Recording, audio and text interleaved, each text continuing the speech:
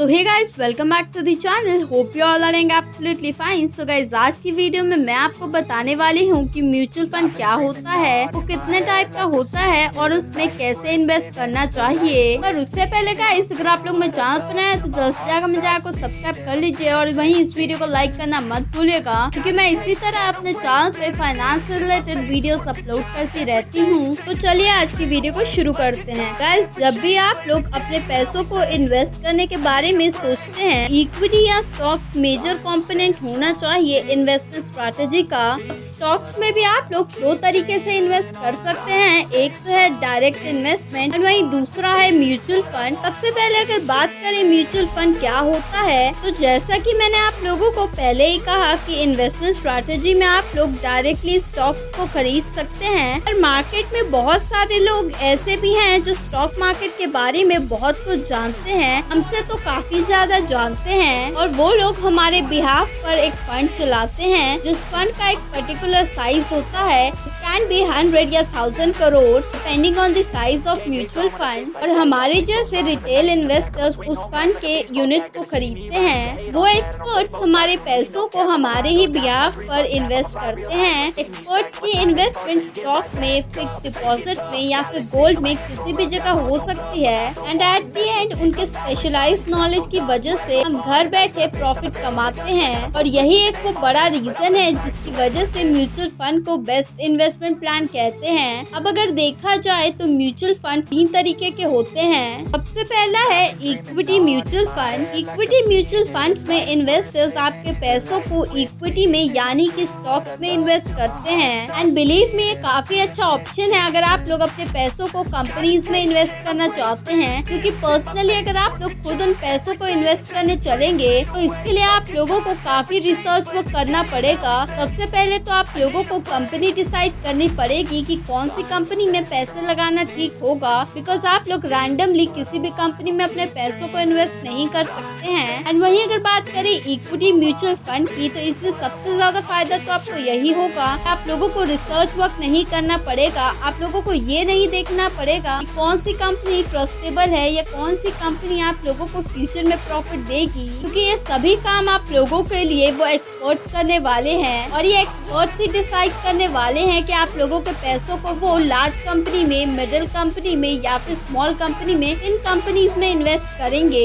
चलिए बढ़ते हैं अपने सेकंड टाइप की तरफ। और सेकंड टाइप है debts mutual fund. Debts mutual fund कहीं न कहीं फिक्स डिपॉजिट की तरह ही है। इसमें भी अगर आप लोग अपने पैसों को इन्वेस्ट करते हैं तो एट दी एंड मेच्योरिटी के टाइम पे आप लोगों को एक fixed amount as a return मिलेगा। और जिस तरीके से फिक्स डिपॉजिट में रिस्क कम होता है, सेम उसी तरीके से डेट म्यूचुअल फंड में भी रिस्क बहुत कम है, जिसकी वजह से आप लोगों को रिटर्न भी कम ही मिलेगा as compare to equity mutual fund. चलिए बढ़ते हैं अपने थर्ड टाइप की तरफ। एंड थर्ड टाइप है हाइब्रिड म्यूचुअल फंड। हाइब्रिड से ही आप लोगों को पता चल गया होगा कि ये दो चीज का कॉम्बिनेशन है। जी हाँ, hybrid mutual fund equity mutual fund and वही डेट म्यूचुअल फंड का कॉम्बिनेशन है। हाइब्रिड म्यूचुअल फंड में आप लोगों को इन दोनों फंड्स के फीचर्स देखने को मिल जाएंगे। अब तक के जितने म्यूचुअल फंड्स मैंने आपको बताया है, कहीं न कहीं इन तीनों म्यूचुअल फंड्स के बारे में आप लोगों को पता ही होगा। तो बहुत सारे लोग टैक्स सेविंग म्यूचुअल फंड्स में भी अपने पैसों को इन्वेस्ट करते हैं, जिसके बारे में ओवरऑल बहुत ही कम लोग जानते हैं। और कहा जाता है कि टैक्स सेविंग म्यूचुअल फंड को इक्विटी लिंक सेविंग स्कीम भी कहते हैं। इसका सबसे बड़ा फायदा तो ये है कि साल का 1.5 लाख रुपए तक का इन्वेस्टमेंट आप लोगों का बिल्कुल टैक्स फ्री रहेगा।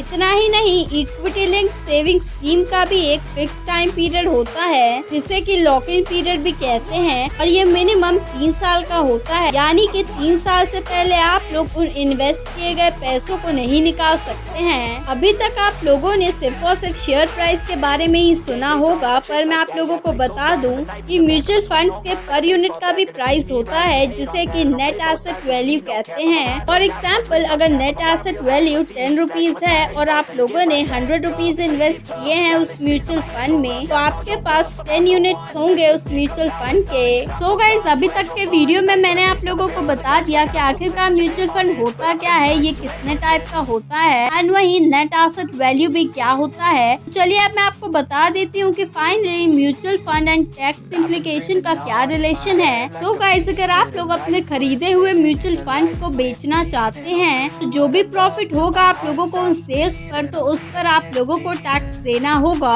एंड वहीं अगर आपका टोटल प्रॉफिट 1 लाख से कम है तो ये टैक्स फ्री हो जाता है। बट हाँ, अगर आपका प्रॉफिट 1 लाख से ज्यादा है तो आप लोगों को उस पर टैक्स देना पड़ेगा, और इस टैक्स का रेट गवर्नमेंट पहले से ही सिलेक्ट करके रखती है। ये टैक्स रेट आपके म्यूचुअल फंड होल्डिंग पर भी डिपेंड करता है। अगर आप लोग किसी भी म्यूचुअल फंड को 1 साल तक के लिए होल्ड करते हैं तो इस पर आप लोगों को long term capital gain tax देना पड़ेगा। एंड वहीं अगर आप लोग किसी भी म्यूचुअल फंड को 1 साल से कम टाइम के लिए होल्ड करते हैं तो उस पर आप लोगों को short term capital gain tax देना होता है, और इन दोनों कैपिटल गेन टैक्स का रेट अलग अलग होता है। और ये कैपिटल गेन टैक्स सिर्फ और सिर्फ आपके equity and hybrid mutual fund पे ही अप्लाई होता है। एंड वहीं अगर आप लोग अपने पैसों को डेट म्यूचुअल फंड में इन्वेस्ट करते हैं तो जब भी अगर आप लोग उन डेट म्यूचुअल फंड के यूनिट्स को बेचेंगे, बेचने पर आपको जो भी प्रॉफिट होगा वो डायरेक्टली आपके इनकम में ऐड हो जाएगा, जिसके बाद नॉर्मली आप लोग इनकम टैक्स देते हैं। उस प्रॉफिट पर भी जो भी टैक्स अप्लाई होगा वो आपको as an income tax government को देना पड़ेगा।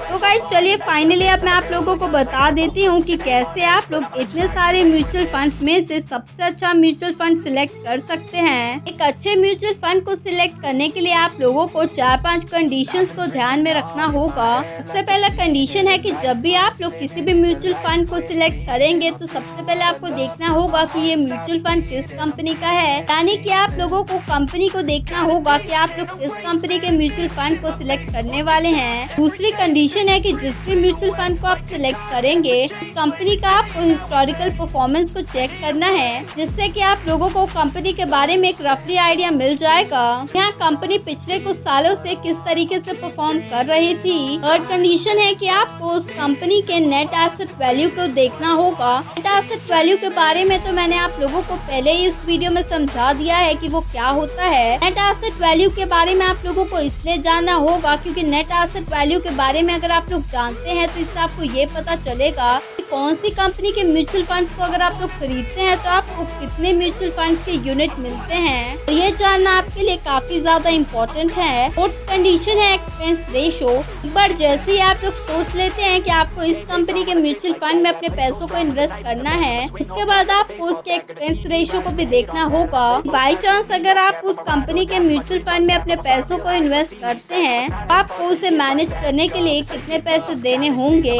जितना कम एक्सपेंस होगा उतना ही आपके लिए अच्छा होगा, एंड किसी भी म्यूचुअल फंड का जितना कम एक्सपेंस होगा उतना ही आपके लिए अच्छा होगा क्योंकि आपका रिटर्न उतना ही ज्यादा होगा। फिफ्थ कंडीशन है एग्जिट लोड। इसका मतलब है कि जब भी आप लोग अपने म्यूचुअल फंड को बेचते हैं आपको कितने पैसा एज अ फी देना होगा।